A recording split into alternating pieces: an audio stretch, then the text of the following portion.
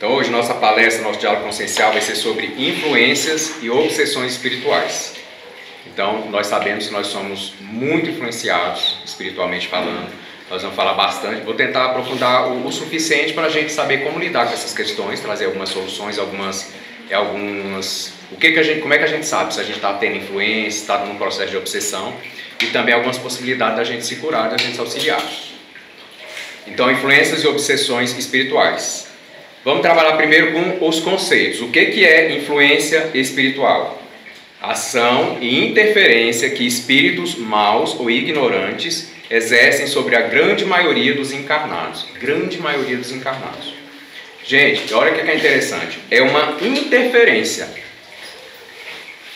E são feitas essas interferências por espíritos ignorantes ou maus, que é praticamente um sinônimo.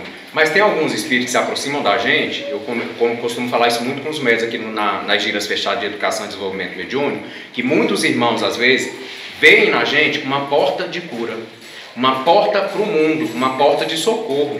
Então, às vezes, o médium não está sentindo bem no dia ou no outro, principalmente no dia de trabalho, vai fazer uma puxada, né? Que é trazer o irmãozinho para o corpo físico para fazer o tratamento. Como é que a gente vai saber? Vamos analisar. A gente não tem condição de saber como é que o espírito está sentindo, o que ele está pensando. Aí, para que os médiuns de puxadas estão aqui a serviço? Exatamente para dar passagem. Neste momento, gente, eu falo que é um ato de extrema abnegação, de entrega, um médium emprestar, entre aspas, o seu corpo para que um espírito traga toda a sua dor e seu sofrimento. Eu acho que vocês já viram algumas puxadas aqui. É muito difícil, é uma das coisas mais difíceis da mediunidade. E naquele momento eu falo para os médicos, médico, deixe, porque como é que esses espíritos vão falar com a gente? Como é que a gente vai saber do que eles estão precisando? A gente sentindo o que ele está sentindo.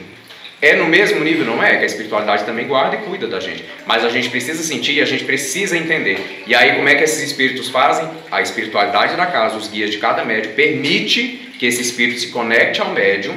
O médium passa a sentir e pensar o que o espírito estava passando, porque eles começam a se acoplar. E ali o médium dá a passagem, né? Ou seja, ele se torna ali, se coloca no estado de passividade, o espírito toma atividade, se conecta ao sistema nervoso, e aí vem choro, briga, xingamentos, né? Os médios são doutrinados, graças a Deus, para segurar, né? Porque ele não pode falar tudo que eles querem, né, gente?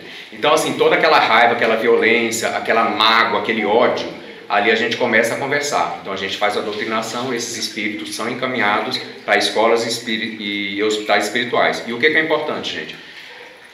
Dependendo da vibração de um espírito, ele não pode ser levado a uma escola, a um hospital, se ele não passar por um médium da Terra para dar um choque anímico, para tirar a densidade, para ele conseguir ser levado para tratamento. Então, assim, é imprescindível. E às vezes tem que fazer várias puxadas. O mesmo espírito passa por vários processos de puxada, para sutilizar um pouquinho mais a energia dele e ele conseguir receber tratamento. Para aquele ódio dar uma apaziguada, por quê? Como o médium ele é doutrinado, ele é desenvolvido, ele é firme, ele vai projetar através dos chakras dele, nos chakras do espírito, no perispírito ali do espírito, e vai começar a trabalhar a cura nele já naquele momento. Então dá uma acalmada, dá uma apaziguada, e assim os espíritos conseguem, os irmãos, né, os guias conseguem levá-los para trabalho. Então, esses são os irmãos maus ou ignorantes. Então o que eu queria dizer? Às vezes eles vêm pedindo socorro, não é? Eles não querem nos fazer mal, mas eles não encontram outra forma. Sabe, eu costumo até dar esse exemplo para os irmãos aqui, para os médicos. Sabe quando uma pessoa está se afogando e alguém pula para tentar ajudar, o que a outra pessoa vai tentar fazer? Agarrar, não é? Então esse é o processo dos irmãos que estão em sofrimento. Quando eles veem uma possibilidade no irmão, isso pode acontecer com alguém, daí porque todos somos médiuns.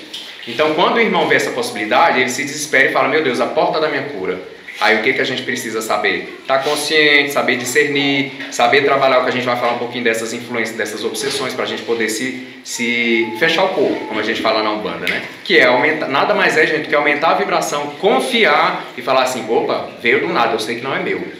Deve ter algum irmãozinho aqui precisando. Gente, mudou o humor, de repente, lembra do ser luz, lembra dos guias da casa, irmãos, estou encaminhando, se for um irmãozinho, por favor, tratem e desliga. Porque se a gente ficar focado, aí eles começam a se conectar mais com a gente.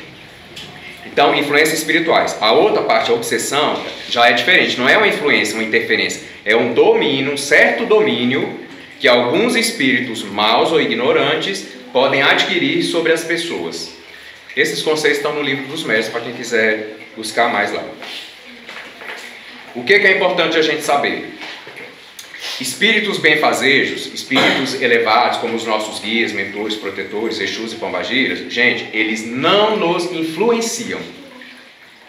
Eles não interferem, eles nos aconselham, eles nos orientam, é completamente diferente. Se a gente buscar a etimologia e o conceito dessa palavra influência, quando você influencia alguém, é para o mal. Você nunca influencia alguém para o bem. Quando é para o bem, você aconselha. Né? Então esse é um conceito da palavra que às vezes a gente faz confusão. Então o que os nossos guias fazem, os nossos peritos velhos? Eles aconselham. Toda influência ou obsessão sempre partirá de nós. Gente, isso aqui é uma chave mestra desses processos. Por que sempre parte da gente essa influência que a gente sofre ou a obsessão que a gente sofre? Porque o espírito, a entidade, tem que achar alguma brecha na gente. Então vamos supor que o espírito foi um fumante, vamos falar aqui de casos práticos, né? O espírito foi um fumante quando estava encarnado, muito viciado, desencarnou, ele consegue fumar do lado de lá? Não. O que ele precisa fazer? Se aproximar de alguém que fuma. Isso é real, gente. A gente tem que ser bem sincero e verdadeiro diante das leis, né? Então o que ele faz? Se aproxima de alguém que fuma.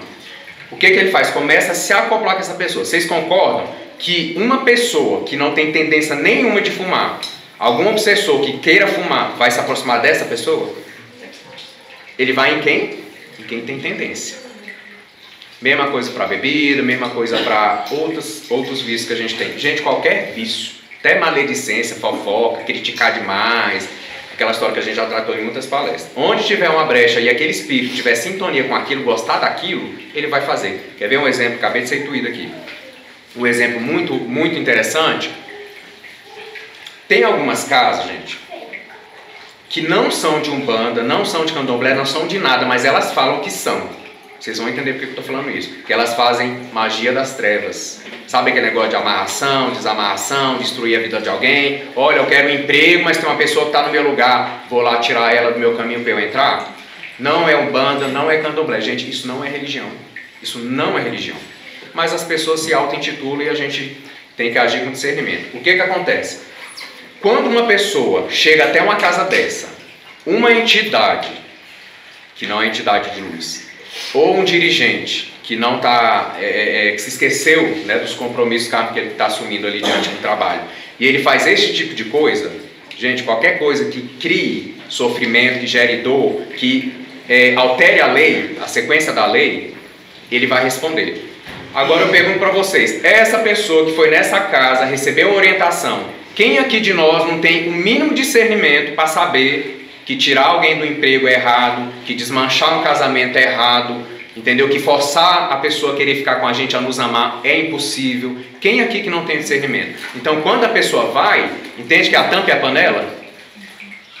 Ela vai receber o que ela foi buscar. Então é a lei da atração. Então, como a espiritualidade fala, não tem aquele que possa falar que eu não sabia, eu não tinha ideia. Aí a pergunta que a espiritualidade faz é, o que você foi pedir lá?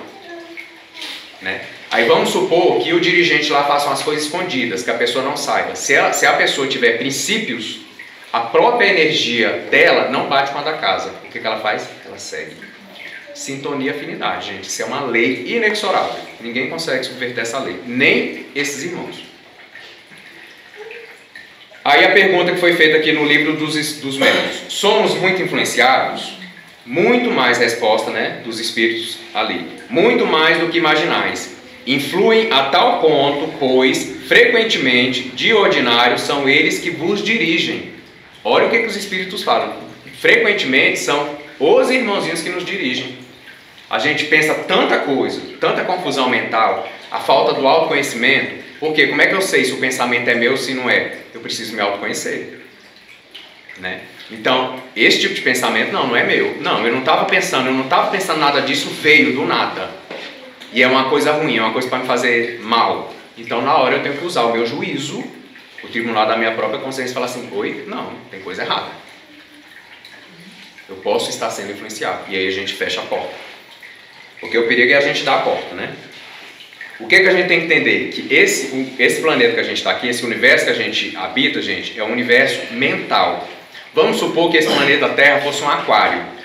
E tudo que a gente faz nessa água vai chegar para todo mundo, concorda? O universo mental é desse jeito. Então, nós somos espíritos encarnados, eles são espíritos desencarnados. Espírito conversa com espírito, tanto encarnado ou não. Esse é o princípio da mediunidade. Então a gente tem que entender que a gente é mais influenciado do que a gente imagina. E como é que a gente faz? Prece, oração, vibração. Eu preciso conhecer quem sou eu, quais são os meus tipos de pensamento, o que eu gosto, o que me faz bem. Esse é um processo de olhar para dentro. Quando eu olho para dentro, eu estou me autoconhecendo. Nesse processo, eu começo a discernir quando alguma coisa não veio de mim. Quanto mais negligenciamos nosso livre-arbítrio e nossas qualidades morais, mais somos dominados. Para a gente trazer de forma bem prática. O que é negligenciar as nossas qualidades morais? Gente, são as vicissitudes, são as desvirtudes. Então, se eu sou impaciente, qual é a virtude? Paciência. Se eu sou impaciente, eles vão se aproveitar. Agora, né, é igual eu falei, eles não têm todo o poder. O poder deles vai até onde nós condescendemos, até onde nós deixamos, até onde nós ouvimos a influência e falamos, vou fazer. Você me influenciou e eu vou fazer. A partir do momento que falou, não vou fazer, isso está errado, isso está ruim, aí corta esse canal de comunicação. Nem sempre o primeiro impulso que sentimos significa que é algo bom ou que vem de nosso coração. Isso é importante também. As pessoas costumam confundir que a primeira coisa que vem na mente é a intuição. Nem sempre. Então, a gente tem que ter esse cuidado. O primeiro impulso que sentimos significa que é algo bom ou que vem de nosso coração? Como é que a gente vai saber? Discernimento. Aí Allan Kardec sempre trouxe os ensinamentos. Como é que eu sei se um espírito que está me orientando, me aconselhando, é um espírito do bem? Qualidade da comunicação, qualidade da informação, qualidade da orientação. Isso serve para um conselho aqui de um guia, isso serve até para uma pessoa no dia a dia, né? O que esse meu amigo está me aconselhando? O que essa pessoa está me aconselhando? Como é que eu sei se ela é boa ou má? Pela forma que ela está aconselhando. Isso aqui é bom, isso aqui tem um fundo de bondade ali, né? A gente tem essa percepção.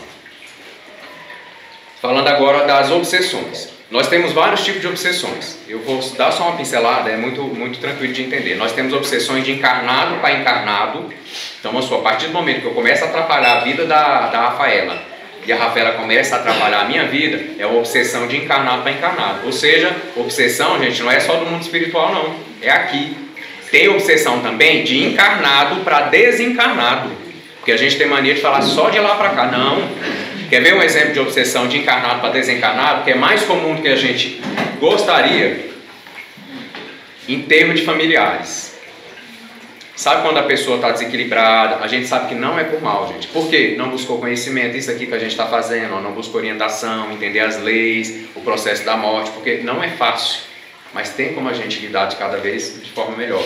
Então, quando um familiar desencarna e o outro começa a querer se jogar dentro do caixão, começa, eu quero morrer também, ele começa a criar uma obsessão no espírito que está desencarnado, a ponto de o espírito que está em processo de desencarnação não conseguir desligar do corpo.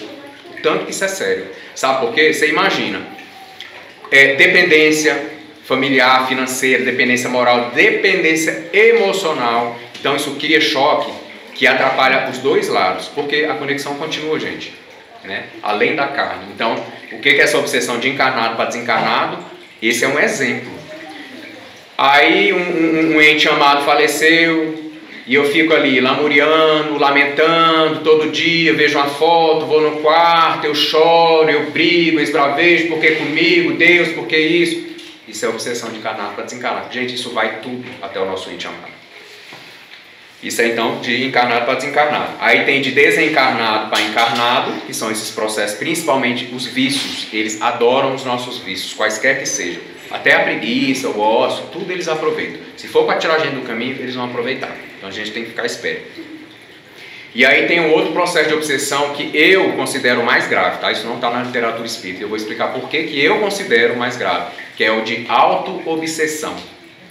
Sabe por quê? A pessoa que se auto-obsedia, ela atrai obsessores externos, tanto encarnados quanto desencarnados. Exemplo, pessoas carentes emocionalmente, afetivamente.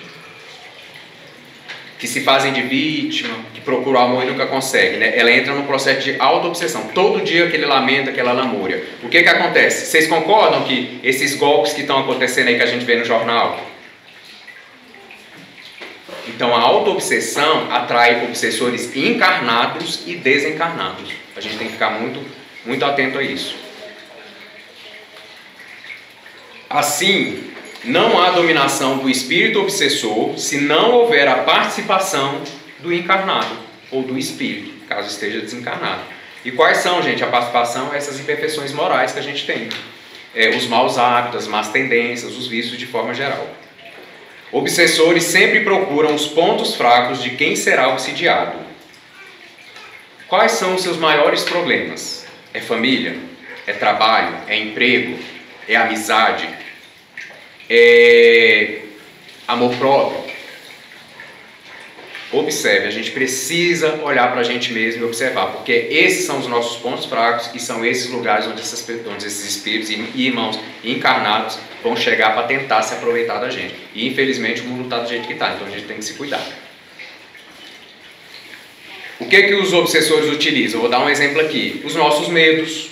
Então, por exemplo, eu tenho medo de adoecer. Esse meu medo de adoecer vai atrair obsessores que trabalham com essa coisa de doença e fica projetando. Qualquer coisinha você acha que está doente.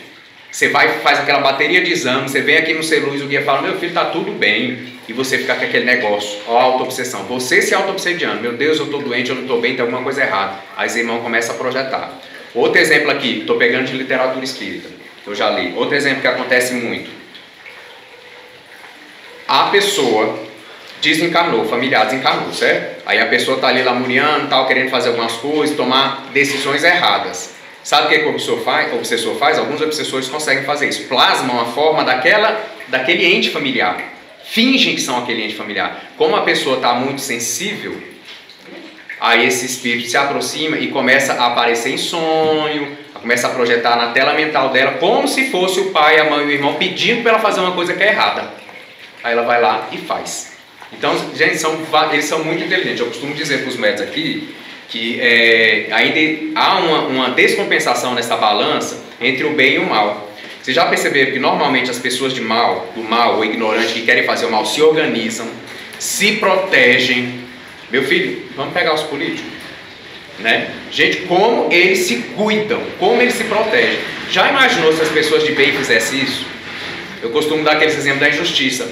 Quando alguém está oprimindo alguém ou cometendo uma injustiça com alguém, dificilmente alguma pessoa do bem vai ajudar outra pessoa do bem.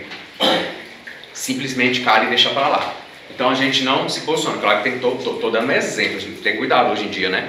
Quem entrou no meio da briga ali sai morte, então a gente tem que ter cuidado. Mas o que eu estou querendo dizer é isso, a gente tem que perceber que eles se utilizam de todos esses meandros, né? Agora a gente precisa se cuidar, nós que somos pessoas de bem, que buscamos justiça, temos os nossos erros, os nossos pecados, tudo bem, mas a gente precisa se proteger mais, a gente precisa se cuidar mais, seja na política, seja em tudo, gente, no dia a dia, né? Proteger. Às vezes a gente vê uma justiça acontecendo ali com amigos, familiares, a gente prefere se calar. E aquele negócio, quem cala consente, né? Então, aquela pessoa que não ajudou uma pessoa que está sendo injustiçada, que não é um caso grave, ela está auxiliando para que esse mal prospere. Então, tem um ditado que fala o seguinte: quem não faz o bem, coopera com o mal.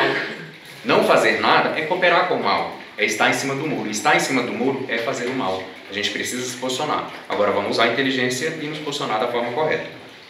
Sintomas da obsessão. Como saber se a pessoa está obsediada? Gente, eu vou falar vários. Ah, eu tive estou obsediado. Não. É o conjunto. Mais de 50%, 60%, 70% você já tem que refletir. Já tem que refletir e já cortar essa comunicação. Sintomas da obsessão. Posturas e condutas morais que fazem mal. Vícios, maledicências, tudo que faz mal, de forma geral. Gente, tudo que faz mal para mim, ou para o outro, ou para o meio ambiente, ou para os animais, ou para os seres que causa qualquer dor ou sofrimento, isso vai ser utilizado pelos obsessores. A espiritualidade já nos diz, tem um ditado também que eles falam o seguinte: enquanto uma gota de sangue for vertida na Terra, não haverá paz nesse planeta. A espiritualidade estava falando só dos seres humanos, não, estava falando dos animais também. Que enquanto uma gota de sangue for cair nesse solo da Terra, haverá ranger de dentes, dor e sofrimento. Não haverá paz, porque alguém está sofrendo. Enquanto alguém estiver sofrendo, outros vão sofrer. Então a gente tem que analisar essa questão moral desse lado mais sutil, do dia a dia. Desde os hábitos mais simples até aqueles hábitos que a gente sabe que vêm aos olhos, né? Que a gente tem certeza absoluta que são ruins, moralmente falando, que vão causar dor e sofrimento, porque eles vão ser utilizados. Não, as pessoas que não aceitam críticas de jeito nenhum e não aceitam auxílio de jeito nenhum. Geralmente essas pessoas estão sendo influenciadas. Essas pessoas, elas são influenciadas a se fecharem no mundo delas, para que realmente seja sabotada a vida dela, o processo dela. E eu vou dizer uma coisa que eu falo para os médicos, gente, isso eu falo com toda a confiança e com o tempo de caminhada que eu tenho na Umbanda. Pessoas que estão em processo de depressão, essas crises de pânico muito forte, tristeza, solidão muito grande, são médiums maravilhosos, que se estivesse trabalhando, estaria curando, se autocurando e curando muitas pessoas. E não só trabalha dentro do terreiro não. Dá para falar, padrinho, ó o padrinho querendo chamar a gente para o terreiro. Não, a mediunidade a gente usa na vida, sendo bom para os outros, fazendo a caridade, né? Levando a fé, o amor. Então o que a gente tem que prestar atenção? Gente, pessoas que têm facilidade demais dessas influências é porque o canal está muito aberto. Se o canal está aberto, tem mediunidade ostensiva. Seja intuitiva, seja de psicofonia ou incorporação, não importa, a gente tem que ficar atento a isso. Eu falo muito, essas pessoas que estão em um sofrimento muito forte são médiuns em potencial. Só precisa saber lidar com a mediunidade, canalizar essa energia, se curar e ajudar a curar o mundo. Teimosia demais, mania de perseguição, de doença, de vitimização, são sintomas de obsessão. Mania é todo dia, né, gente? Não é uma vez ou outra não. Porque às vezes a gente sente um mal-estar, a gente acha que está doente, isso é normal. Agora, todo dia, aí é que vem. Dependência religiosa ou fanatismo. Sabe aquela pessoa que só está bem se vier no ser luz? Quando está no tratamento a gente entende, mas depois não, depois a pessoa tem que estar bem sempre. Aí vem no ser luz e até fala, quando aqui não tiver mais ninguém pedindo tratamento, aí a gente vai estar feliz. Mas quando vier aqui para a gente congraçar, a gente vai estar feliz também, mais ainda, né? Que não esqueça da casa. E o pior, né, gente, o fanatismo religioso. A gente está numa época de fanatismo religioso que está gerando morte, que está gerando violência, que está gerando fome, miséria, fanatismo religioso. Ou seja, a pessoa fala em nome de Deus, fala em nome do Cristo, mas fala totalmente ao contrário do que o Cristo pregou. Então vamos analisar o fanatismo. Mistificações recorrentes, ou seja, mistificação é a gente ficar inventando. Tudo é espírito, tudo é espiritual. Aconteceu uma coisa na minha vida, foi um espírito. Eu tropecei, foi o espírito que botou o pé. Então assim, começa tudo ir para o lado da mistificação. Temos que ter cuidado com essa questão. Dia a dia conturbado demais. Sono conturbado demais todas as noites. Porque às vezes a gente está passando por alguma dificuldade no trabalho, na família, a gente tem uma dificuldade. Agora, virou corriqueiro demais, gente. Tem processo de influenciação, a gente tem que cuidar para não se tornar uma obsessão. Sono exagerado também. Eu não consigo dormir, mas eu só tenho vontade de dormir o dia todo. Sono exagerado. A espiritualidade fala que, deixa eu até ver aqui, tem ninguém dormindo, né, gente? A espiritualidade fala que muitos irmãos que vão em palestras espirituais, alguns espíritos que estão querendo influenciar, fazem o irmão dormir para ele não ouvir o que ele precisava ouvir, né? Então, meu Deus, às vezes eu dou umas cochiladas, meu Deus. Não, também não é sempre, não é toda hora, não, porque também tem uma proteção na casa, né? Mas às vezes ela consegue, sabe por quê, gente? Um espírito que está tentando influenciar a gente, obsediar, ele não precisa entrar aqui dentro. Se você estiver conectado mentalmente com ele, ele pode estar lá em Paris, lá na Torre Eiffel, curtindo, viajando, e ligado em você aqui, né? Porque não tem tempo nem espaço para a espiritualidade. Mas é para a gente ficar atento aí. Cansaço físico e mental rotineiro demais, sempre. Desde a alimentação dificultosa também, processo de doenças, solidão e tendências antissociais ou de apatias em relação a pessoas por motivos fúteis. Cuidado, disposição muito forte para se afastar de pessoas ou lugares que possam trazer desobsessão. Ou seja, o obsediado, os espíritos que estão ali, quando essa pessoa chega próximo de alguém que pode ser um canal de auxílio, de cura, ele faz de tudo para fazer essa pessoa sentir raiva desse irmão que vai ajudar. Da casa. Às vezes vem na casa, não consegue ficar. Gente, se eu não estou bem, se eu não estou legal, essas coisas não estão indo bem, eu cheguei no Ser Luz, ou numa outra casa, ou numa igreja, eu falei, gente, é um lugar bom. Olha o que está sendo dito, olha o que está sendo feito. Ai, que vontade de ir embora, que nervosismo, que a menina não quer ir embora, que... Não. Pare e pense, tem coisa errada. Estão querendo te tirar da sua cura. E eles têm muito interesse de manter você sob o domínio, né? Então a gente tem que ficar esperto com isso aí. Descuidar-se das obrigações do lar, da casa, das obrigações da profissão, das obrigações diante do parceiro, da parceira, do relacionamento. Isso também pode ser um processo de influenciação. Pode ser, tá? Enfim, a questão de ver muitas dessas posturas aqui que eu falei. Como neutralizar as más influências ou obsessão? Estamos acabando. Ó, o gatinho veio assistir a palestra. Como neutralizar as más influências ou obsessão? Sintonizar com espíritos e pessoas de bem. Oração por si e pelo obsessor. Gente, isso aqui é uma chave mágica. Eu tenho mediunidade, desenvolvi há algum tempo, a gente está sempre desenvolvendo. A gente fala, a gente inicia o desenvolvimento da educação mediúnica, a gente nunca acaba. A gente está sempre aprendendo. Mas às vezes eu passo por uns processos desses, né? Uma noite lá, uma presença no quarto, eu falo, que é isso? O que o senhor está fazendo aqui? E aí assim, fala assim, nossa, mas os seus guias não te protegem, gente, os nossos guias não nos protegem de aprendizado, não. Da gente se autoproteger, não. Eu falo, eles fazem uma proteção, mas às vezes eles deixam para ver como a gente está lidando com isso, como a gente está usando os ensinamentos da casa, os conselhos que eles estão dando. Então, o que eu faço? Isso aqui eu passo como receita para os médicos. Gente, não tem como dar errado isso. O espírito chegou, isso aconteceu recentemente, eu não posso mentir que eu estou debaixo dessa egrégora. Recentemente, acordei, meio assustado, afobado à noite, senti a presença, uma coisa ruim, sabe a espinha aqui, aquele cheiro que sobe e desce assim, ó, levantei e falei, meu Deus do céu, aquele negócio, graças a Deus eu já consegui controlar medo, essas coisas, então eu não tenho mais, eu fico querendo conversar. Eu falo assim, irmã, veio para me atrapalhar ou veio buscar ajuda? Porque se for para buscar ajuda, senta aqui na cama e vamos conversar. Eu posso te orientar, aí um lugar muito bom, obviamente, né? A nossa casinha aqui, os guias vão te orientar, vai conversar com você, se você quiser um tratamento no hospital, irmão, aceite a oportunidade, né? Aceita a oportunidade do auxílio, da ajuda. Agora, se o senhor ou a senhora quiser só me atrapalhar, nós vamos conversar em outro nível. Quando eu percebo que dá, isso é para vocês usarem mesmo.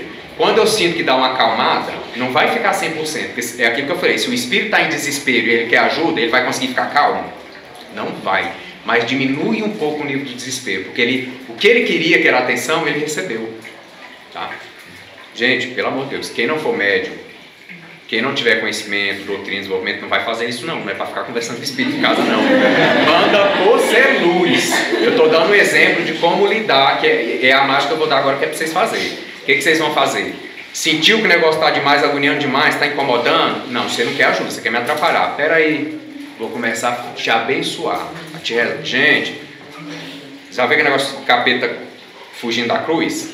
Literalmente é o que acontece. O espírito que só quer te atrapalhar, quando você começar a abençoá-lo, meu irmão, que Oxalá te abençoe, que os guias de Umbanda, eu gosto da nossa Maria Santíssima, que nossa Maria Santíssima te cubra com esse manto de paz, de amor, meu irmão, sinta o meu amor, que Deus te abençoe, abra a sua visão. Ele já começa, para com esse negócio aí, ó, vai embora.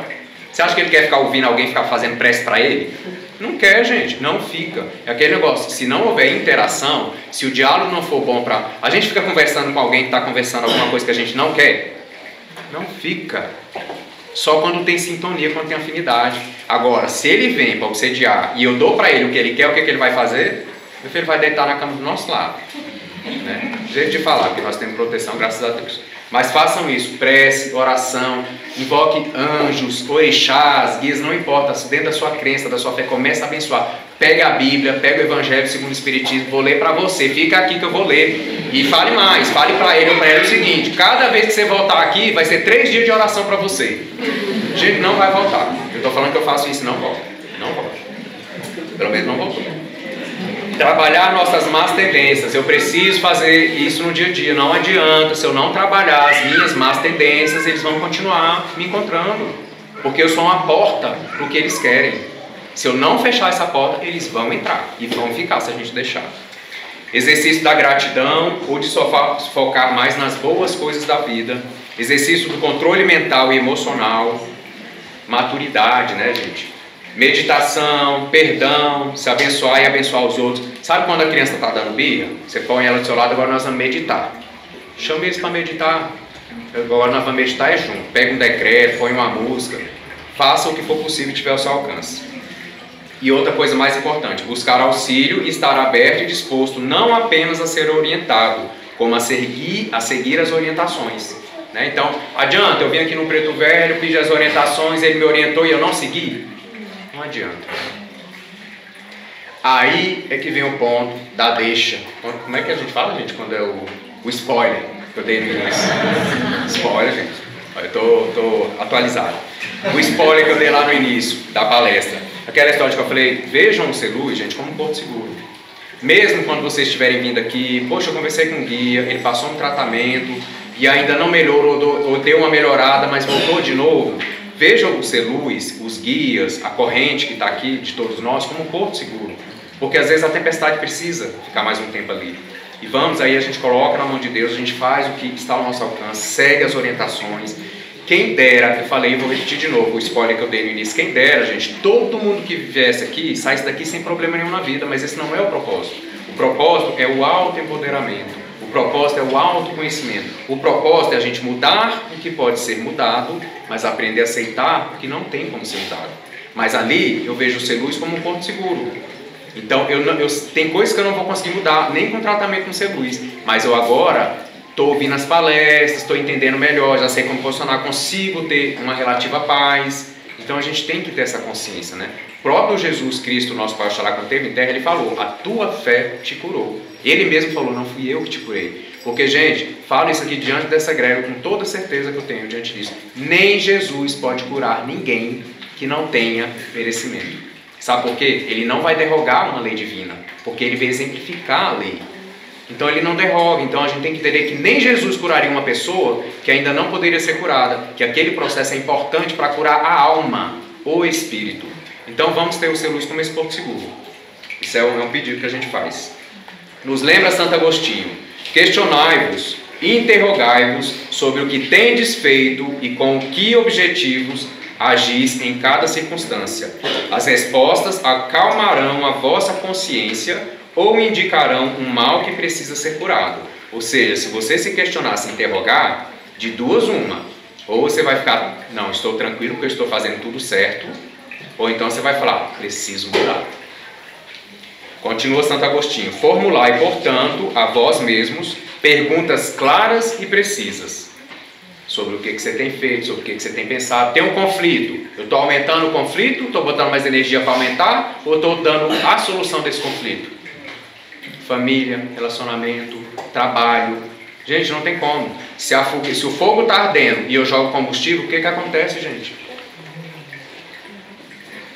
Então não tem como, a gente tem que ser muito sincero com a gente mesmo. Quase tudo que conversamos se resume em dois pontos principais. Distinguir o que vem de nós, o nosso pensar, com o que vem dos outros ou pensamentos alheios. A gente não distingue pela dificuldade de nos autoconhecer. E o outro ponto, por efeito da vontade, podemos conscientemente aprender e administrar nossas emissões e recepções mentais, nossos pensamentos e nossas emoções.